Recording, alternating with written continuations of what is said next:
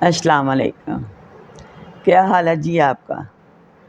آج میں آپ کے لیے اپنے بالوں کی پرورش کے لیے ایک نسخہ لے کے آئی ہوں، کیونکہ آج کل ہمیشہ ہم شیمپو ہی یوز کرتے ہیں۔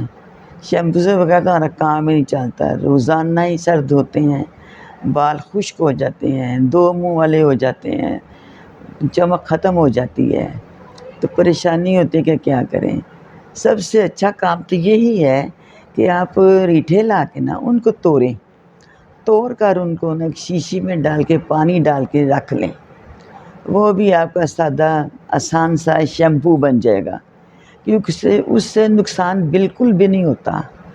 آپ نے ایسے کرنا ہے ان بالوں کی اچھی سے نشو نما کے لیے کہ آپ نے کوال گندل کی ایک موٹی کوال گندل ہو، لمبی سی ڈنڈی توڑ لینی ہے۔ اس کے استعمال سے پہلے آپ نے یہ کرنا ہے کہ سب سے نیچے والا حصہ جو ہے نا وہ پیلے رنگ کا ہوتا ہے، کوئی 1 انچ کا حصہ یا 1.5 انچ کا، تو اس طرح اگر وہ موجود ہو تو اس کو نہیں کاٹنا۔ آپ 40-50 منٹ اس کو کہیں کاٹ کے تو کھڑا کر دیں، اس کے اندر سے سارا جو زہریلا مواد ہوگا وہ نیچے نکلتا رہے گا۔ اس کے بعد آپ کو اس کو اتنا حصہ کاٹ دینا ہے۔ کاٹنے کے بعد آپ نے کرنا ہے کہ وہ چھلکا اتار کے اندر سے جو اس کی جیل ہے وہ نکال کے ایک برتن میں محفوظ کر لو۔ اس کو اچھی طرح پریس کر کے پتلا سا پانی بن جائے تو اس کے اندر آپ نے زیتون کا تیل مکس کرنا ہے۔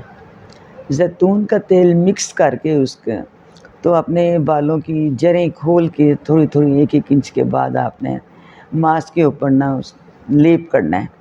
سارے سر میں جب ہو جائے تو اس کے بالوں کے اوپر بھی لگا لینا ہے۔ کوئی آپ آدھا گھنٹہ 1 گھنٹہ ریسٹ کر لیں۔ اس کے بعد آپ بالوں کو دھوئیں گی اسی کے ساتھ جو شیمپو بنایا ہے آپ نے سادہ اور سمپل ریٹھے کا، وہ آپ استعمال کر کے دیکھیں۔ اگر ویسے بھی آپ شیمپو کم کر دیں تو ریٹھے کا گھر میں ہی بنا لیں، مشکل تو نہیں ہے۔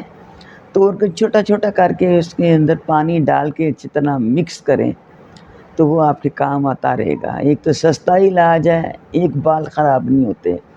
آپ کچھ دن استعمال کر کے دیکھیں، آپ کے بالوں میں شائننگ بھی آ جائے گی، ان کی گروتھ بھی اچھی ہوگی۔ لڑکے ہوں یا لڑکیاں سارے پریشان ہیں آج کل بالوں کی وجہ سے، تو آپ یہ استعمال کر کے دیکھیں۔ کافی دن کرنا پڑے گا تو پھر ٹھیک ہو جائیں گے بال آپ کے، چمک جائیں گے، تو پھر آپ دوسروں کو بھی بتائیں، انشاءاللہ کسی اور کے کام بھی آ جائے۔ تو ہمیں بھی دعاؤں میں یاد رکھیں۔ میری طرف سے اللہ حافظ۔